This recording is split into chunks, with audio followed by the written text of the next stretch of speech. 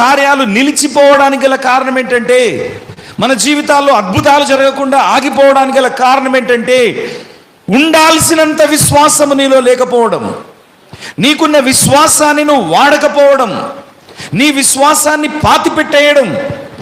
అందుకనే బైబిల్ వాక్యం చెప్తా ఉంది, 4 సార్లు చెప్తా ఉంది ఒకే మాట, నీతిమంతుడు విశ్వాసముగా జీవించును.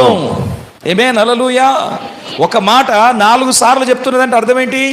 అది నీతిమంతుడు విశ్వాస మూలంగా జీవించును అనే మాట 4 సార్లు రాయబడింది బైబిల్లో. దాని అర్థం ఏంటి? క్రైస్తవుని జీవితము విశ్వాస మూలంగానే జీవించాలి. అప్పుడు నీ జీవితంలో ఉన్న అసాధ్యమైన పరిస్థితులలో దేవుని మహిమను నువ్వు చూస్తావు. అత్యధిక మహిమ బయలుపరచబడే దినాల్లో మనం ఉన్నాము. ఆమేన్, హల్లెలూయా. అత్యధికమైన మహిమ బయలుపరచబడే అసాధ్యమైనటువంటి జీవం ఈ ప్రపంచంలో వినండి అందరూ, హలో.